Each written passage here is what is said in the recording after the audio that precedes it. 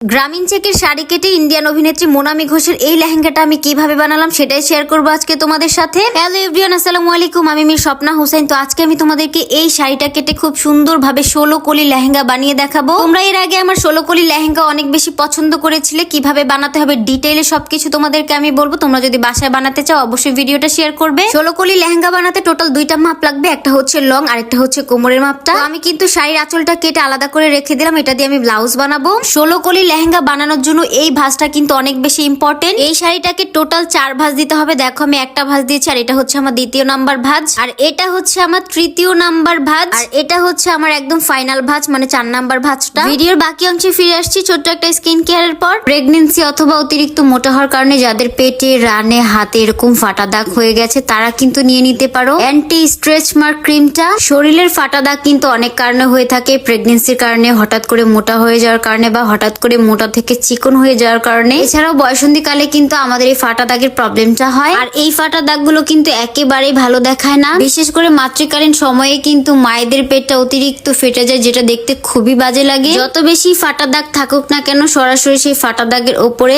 আইচুন বিউটির anti stretch mark ক্রিমটা খুব সুন্দরভাবে মাসাজ করে লাগিয়ে দিবে। আর ভালো ফলাফল পেতে কিন্তু অবশ্যই দিনে 2 বার ব্যবহার করতে হবে। রেগুলার ব্যবহারের ফলে কিন্তু খুব দ্রুত তোমাদের এই ফাটা দাগের সমস্যা দূর হয়ে যাবে। আর এই অ্যান্টি স্ট্রেচ মার্ক ক্রিমটা কিন্তু তোমরা পেয়ে যাবে কাকুলি বিজনেস অফ ফেসবুক পেজে। অবশ্যই আমি কাকুলি বিজনেস অফ ফেসবুক পেজটা মেনশন করে দিবে। এছাড়াও ভিডিওর স্ক্রিনে তাদের পেজে লোগোটা অ্যাড করে দিয়েছি। 4 ভাঁজ দেওয়ার পরে এবার দেখবো যে টোটাল 16টা পার্ট বের হয়েছে কিনা।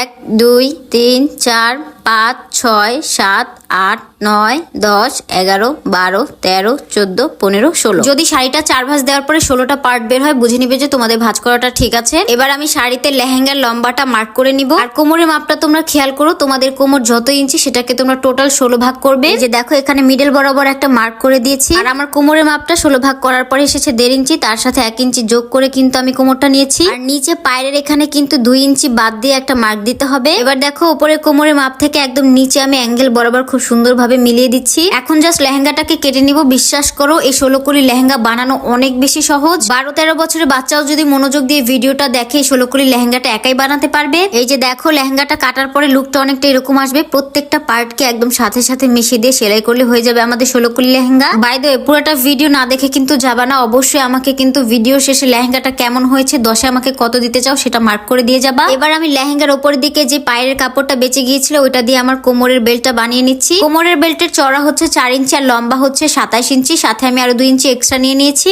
এবার আমি লেহেঙ্গার নিচের ফলস কাপড়টা কেটে নিব। এর জন্য কিন্তু আমি বাটারফ্লাই কাপড় নিয়েছি টোটাল 4 গজ। আর এই ফলসের কাপড়টাকে কিন্তু আমি আমব্রেলা কাট স্কার্টের মতো করে কাটিং করে নিচ্ছি। আর আমব্রেলা কাট স্কার্ট তো তোমাদেরকে আমি অনেকবারই দেখিয়েছি, আমার পেজে তোমরা পেয়ে যাবে। মোনামি ঘোষের মতো সেম কাপড়, মানে পিঙ্ক, রেড আর হচ্ছে হোয়াইট কম্বিনেশনের কাপড়টা আমি অনেক বেশি খুঁজেছিলাম, বাট আমি একদমই পাইনি, যার কারণে বাধ্য হয়ে আমাকে হলুদ আর লাল কালারের গ্রামীণ চেকের শাড়িটা আনতে হয়েছে। সেম কালার না হলে অনেকটা সেম কাপড়ে ভাইব দেয়, যার কারণে আমি এটা নিয়েছি। কিন্তু যদি আমি সেম টু সেম কাপড় পেতাম সেটা আমার জন্য অনেক বেশি ভালো লাগতো। তো এবার দেখো আমি প্রত্যেকটা পার্টকে একসাথে অ্যাটাচ করে নিচ্ছি সেলাই করে। তো লেহেঙ্গার কাটা পার্ট গুলো জয়েন করা শেষ। এখন আমি হচ্ছে ফলসের সাথে মেইন কাপড়টাকে অ্যাটাচ করে দিব। ভাই আমার ভিডিওটা যদি মনোযোগ দিয়ে দেখো তাহলে মাত্র 1.5 ঘন্টার মধ্যেই তোমরা এত সুন্দর করে লেহেঙ্গাটা বানিয়ে ফেলবে, যদি আমার মতো স্লো হও। আর যদি আমার থেকে এক্সপার্ট হও সেক্ষেত্রে কিন্তু বেশিক্ষণ লাগবে না, 40 মিনিট থেকে 1 ঘন্টার মধ্যে বানিয়ে ফেলতে পারবে। যদিও ভাই লেহেঙ্গাটা বানাতে আমার 3 দিন লেগে গেছে, কারণ প্রতিদিন আমি একটু একটু করে বানাইছি, একসাথে বসে আমি কাজ করতে পারি না। আমাকে একটু রেস্ট নিয়ে নিয়ে তারপরে কাজ করতে হয়, মানে মেশিনে বসতে আমার অনেক বেশি বিরক্ত লাগে, যার কারণে তোমরা এত বেশি নতুন নতুন ড্রেসের টিউটোরিয়াল চাওয়া সত্ত্বেও তোমাদেরকে আমি টিউটোরিয়াল দিতে পারি না। এই যে দেখতে পাচ্ছ আমার লেহেঙ্গা একেবারে কমপ্লিট। এখন জাস্ট তোমাদেরকে আমি পরে দেখাবো এটা ফাইনাল লুক কেমন আসছে। টানটানা, this is my final look. দেখো আমি কিন্তু লেহেঙ্গার মধ্যে একটু ঘন্টুও লাগাই নিছি, মানে এটার নাম আমি ঘন্টুই বলি, যারা আমার ভিডিও রেগুলার দেখে সবাই জানে। আর এখানে হচ্ছে আমি মোনামি ঘোষের মতোই টুকরা কাপড় দিয়ে ছোট ছোট চিকন চিকন বেনি করে ওড়না বানিয়ে নিয়েছি। যদিও বা মোনামি ঘোষের ওড়নাতে অনেকগুলো বেনি ছিল, কিন্তু আমার কাপড় না থাকাতে আমি মাত্র 5টা বেনি বানাতে পেরেছি। আর এই যে এটা হচ্ছে আমার ব্লাউজের ডিজাইনটা, কেমন হয়েছে অবশ্যই জানাবে। আর ব্লাউজের টিউটোরিয়াল লাগলে সেটাও কমেন্ট করে জানাবে। এই যে এটা হচ্ছে আমার বানানো লেহেঙ্গা, আর এটা হচ্ছে মোনামি ঘোষের লেহেঙ্গা। সেম টু সেম করা ট্রাই করেছি, বাট কতটুকু করতে পেরেছি আমি জানি না, কিন্তু সেম টু সেম হবে কিভাবে, কালারটাই তো সেম হয়নি। আর মোনামি ঘোষের টপসটা দেখো একটু ছোট ছিল, পেট দেখা যাচ্ছিল, বাট এরকম ছোট টপস তো আমি পরি না, এর জন্য আমার টপসটা আমি একটু বড় বানিয়েছি, মানে ব্লাউজটা একটু বড় বানিয়েছি। কালারটাকে সাইডে রেখে তোমরা আমাকে লেহেঙ্গা বানানোতে 10-এর মধ্যে কত দিতে চাও সেটা কিন্তু অবশ্যই কমেন্ট করে জানাবে। তোমরা যদি আমাকে 10-এ 0 দাও তাতেও আমার কোনো কষ্ট নেই।